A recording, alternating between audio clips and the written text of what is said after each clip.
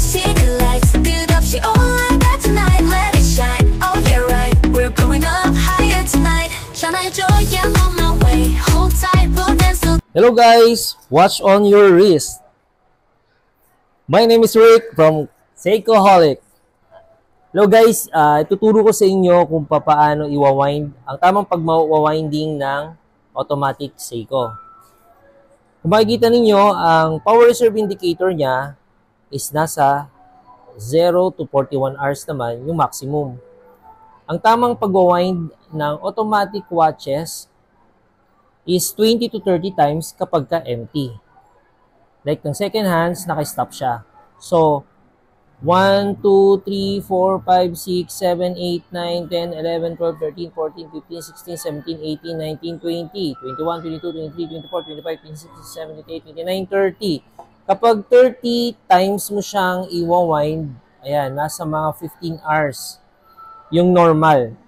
Pero kung isasagad mo siya ng winding na gano'n, umaabot siya up to 38 hours. So, hindi na natin ina-advise kasi may mga watches na automatic na wala namang power reserve indicator. So, hindi natin nakikita kung gaano na siya karaming power reserve.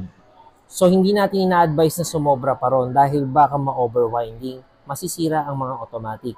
So, ang ina-advise lang natin kapag naka-stop ang watch, 20 to 30 times, kapag gagamitin nyo na siya in a whole day, huwag nyo na siyang i-manual winding. Okay? Para sa mga may manual winding ito, like mga 4R caliber, 6R caliber. Sa 6R caliber, may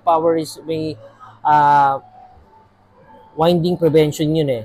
Pero at least, mas maganda, mas safe, huwag nyo nang i-winding din ng sobra. Okay? Tsaka hindi rin ina-advise yung overwind, yung laging wino-wind dahil may napupudpud na gear sa loob.